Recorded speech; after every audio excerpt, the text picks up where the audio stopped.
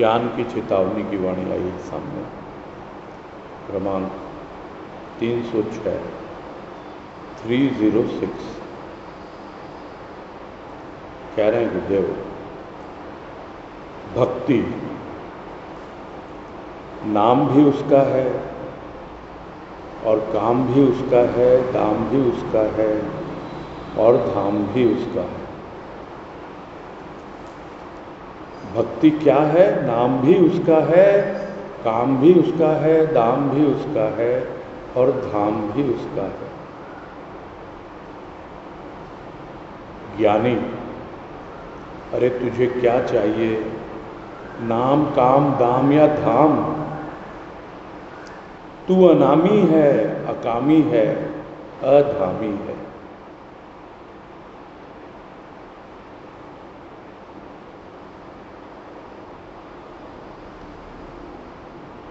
और इस वाणी में गुरुदेव ने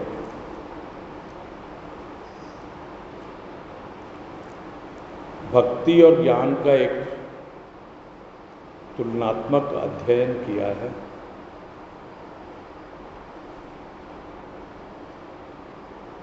कि भक्त कौन है और किस प्रकार उसकी भक्ति होती है। तो यह सब तो हम जानते हैं कि भक्ति में क्या है। भक्ति में अपना नाम नहीं है। जो अपने नाम के लिए भक्ति करता है वास्तव में भक्त है ही नहीं।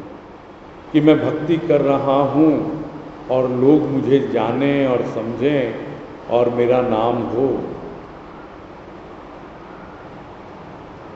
भक्त तो अपने नाम को उसके नाम में, अपने प्रभु के नाम में कुछ इस प्रकार से समाहित कर देता है कि अपना नाम ही भूल जाता है।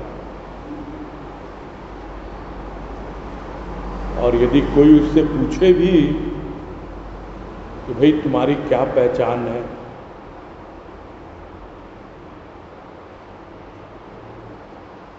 बोले क्या पहचान है मेरी?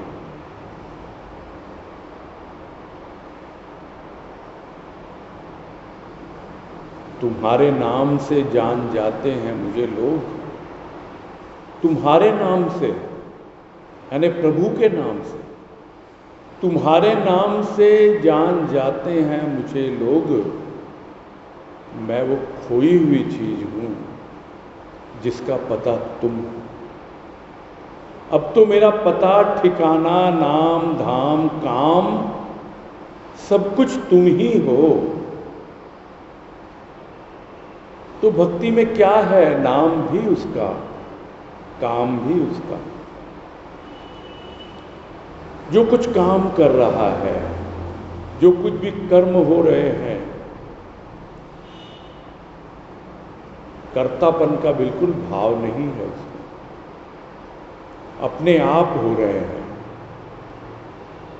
कौन करवा रहा है? करवाने वाला करवा रहा है। कौन सा काम हो रहा है? जो उसकी मर्जी वही काम हो रहा है।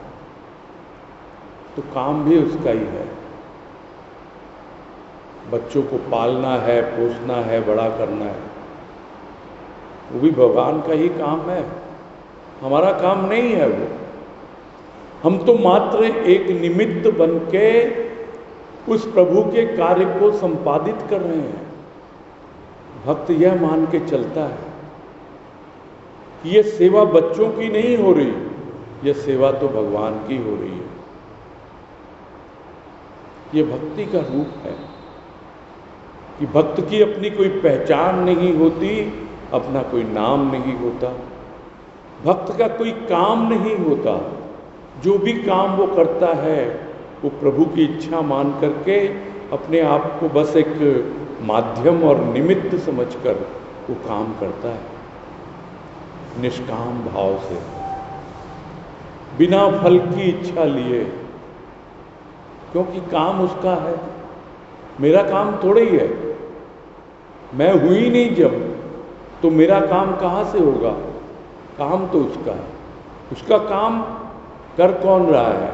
यह शरीर कर रहा है। शरीर किसका है? क्या शरीर मेरा है? जब सब कुछ उसको सौंप दिया तो फिर मेरा क्या है? कुछ नहीं, सब उसका।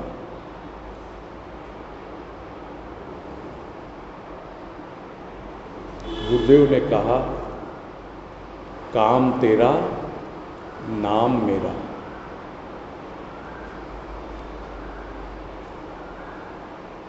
यानी तेरा काम है, फिर भी यदि मेरा नाम हो उसमें, तो नाम क्या मेरा नाम होगा?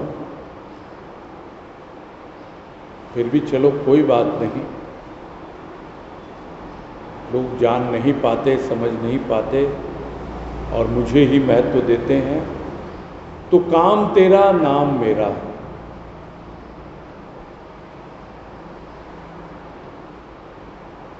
और ताई जी ने कहा, काम मेरा नाम तेरा। यानी मेरा काम अब क्या है यहां पर इस दुनिया में कि तेरा नाम हो।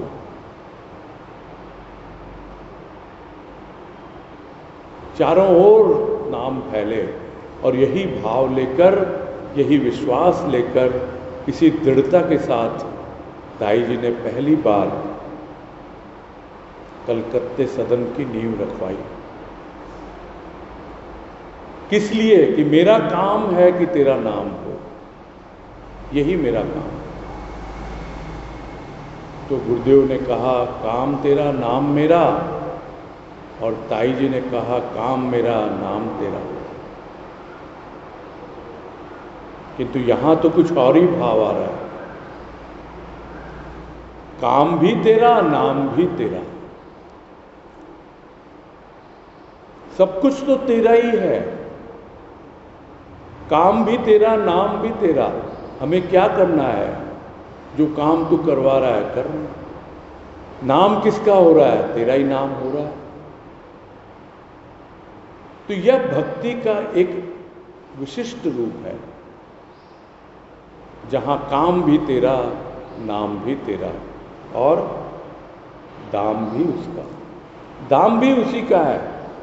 जो कुछ भी रुपया, पैसा, धन, दौलत इस संसार में वो कमा रहा है, वो उसी को समर्पित है।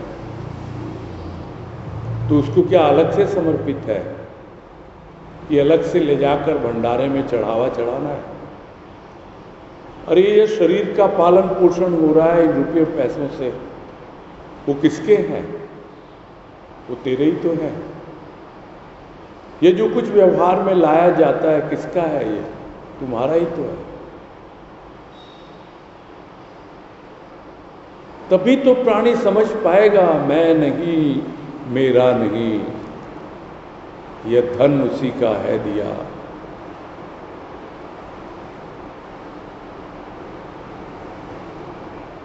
सब कुछ तो उसका दिया हुआ है। यह तन उसका दिया हुआ, मन उसका दिया हुआ, धन उसका दिया हुआ, सब कुछ उसका है। और धाम वो भी उसी का है। हम कहेंगे धाम, जहाँ गुरुदेव की, बाबा की मूर्ति बैठी हुई है, वही उसका धाम है। तो क्या केवल वही उसका धाम है? क्या मलसीसर ही धाम है? क्या नरड़ ही धाम है? क्या कोटा ही धाम है? अरे धाम तो वो है जहां वो विराजित है, और वो तो भक्त के हृदय में विराजित है। तो ये शरीर नहीं है, ये हृदय नहीं है, ये उसका धाम है। यह भक्ति की पराकाष्ठा है। और इसीलिए कहा करते हैं हम लोग कि भक्त क्या है? भक्त तो चलते फिरते धाम है। कहने को तो हम कह दे देंगे कि 4 धाम हैं और चारों दिशाओं में स्थित हैं, किंतु ये भक्त जो है, ये चारों दिशाओं या 10 दिशाओं में यात्रा करते, चलते फिरते धाम हैं। लोग चला कर जाते हैं धाम में, और यह धाम तो स्वयं हमारे पास आ जाता है। ऐसा है भक्त का हृदय, ऐसा है भक्त, ऐसी होती है भक्ति। ये समझा रहे हैं गुरुदेव यहाँ कि भक्ति क्या है। नाम भी उसका, काम भी उसका, दाम भी उसका और धाम भी उसका। तो यह अगर जब तक संपूर्णता में अनुभव नहीं आया प्राणी को, तब तक वो जान नहीं पाता है कि भक्ति क्या होती है। तो भक्ति तो तूने कर ली और अब तुझे ज्ञान प्राप्त हो रहा है, और ज्ञान प्राप्त हो रहा है तो लोग कहते हैं तुझे ज्ञानी है। तो ज्ञानी कैसा होना चाहिए, उसको समझा रहे हैं। अरे ज्ञानी, तुझे क्या चाहिए, क्या चाहिए तुझे बता। नाम, काम, दाम या धाम, क्या चाहिए तुझे। तू तो जिसको मानता है, क्या उसका कोई नाम है? ठीक है, जब तक भक्ति में था तब तक उसका नाम था। कभी कहता था नाम भी तेरा, काम भी तेरा। किंतु अब जब तू ज्ञान में आ गया, ज्ञान प्राप्त करने की पराकाष्ठा पर पहुंचने वाला है, तो तुझे क्या चाहिए? नाम चाहिए। तू तो उसका उपासक है जो अनामी है। तो क्या चाहिए तुझे? काम चाहिए। अरे तू तो अकामी है। क्योंकि अकामी का मतलब क्या हुआ कि तुझे अब कुछ करना ही नहीं है। जो कुछ हो रहा है वो स्वतः हो रहा है, और यह तो तूने अनुभव कर लिया भक्ति की पराकाष्ठा में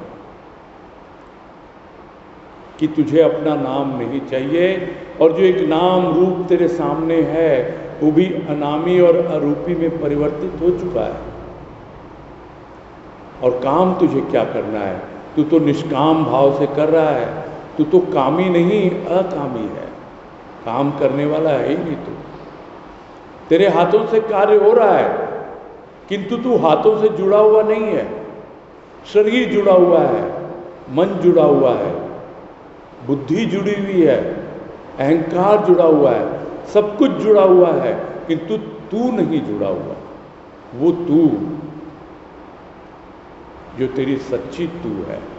और वही समझा देता है गुरुदेव, बतला देता है कि देख तू कौन है। तू ज्ञानी है, तू तो अनामी है, तू अकामी है, तू अधामी है। तेरा कोई धाम नहीं है, पूरी सृष्टि ही तेरा धाम है। कण कण में तू अपने आप को अनुभव कर, किसी स्थान विशेष पर ही नहीं, सिर्फ हृदय में ही नहीं, रोम रोम में उसको अनुभव कर। क्योंकि जो पूरी सृष्टि में है, जो ब्रह्मांड में है, वो इस पिंड में भी है, इस शरीर में भी है। जितने तारे हैं उतने रोमकूप हैं। एक एक तारों में अनुभव करेगा, एक एक रोमकूप में अनुभव करेगा। सब जगह उसी का धाम है। तो फिर तू कहाँ रहेगा, या कहाँ रखेगा अपने प्रभु को? अब तो मालूम ही नहीं कौन प्रभु है। कहाँ है मेरा प्रभु? ढूंढता है कि भू पर प्रभु या आकाश में प्रभु, स्वर्ग में प्रभु या पाताल में प्रभु। कौन सी दिशा में ढूंढने जाऊं मैं? सब जगह तो वही है। कहाँ है उसका धाम? कहाँ नहीं है उसका धाम? कहाँ नहीं है, वो तो अधामी है। ये तो हम जब तक भक्ति में लगे हुए हैं तब तक ही हमें प्रतीत होता है कि यह उसका धाम, यह उसका धाम, यह हृदय तेरा धाम। किंतु जब ज्ञान हो जाता है तब वही हमारा प्रभु अनामी हो जाता है, अरूपी हो जाता है, अकामी हो जाता है, अधामी हो जाता है। वो सब जगह होते हुए भी कहीं भी नहीं है, क्योंकि वहां पर जब वो कहीं नहीं है, वहां पर भी कोई है। वो कौन है? वही तो असली ज्ञान है। वहां मैं भी नहीं, तू भी नहीं, किंतु फिर भी कोई है वहां। वह कौन है? यही असली ज्ञान है, होते हुए भी नहीं है। और यही विरोधाभास प्रतीत होता है कि परमात्मा सब जगह होते हुए भी नहीं है। जहां हमें कल दिखलाई दिया, आज फिर वहां देखने जाते हैं, वहां नहीं दिखता, अनुभव में ही नहीं आता। हो सकता आ जाए, हो सकता ना आए। तो कहां देखें उसको?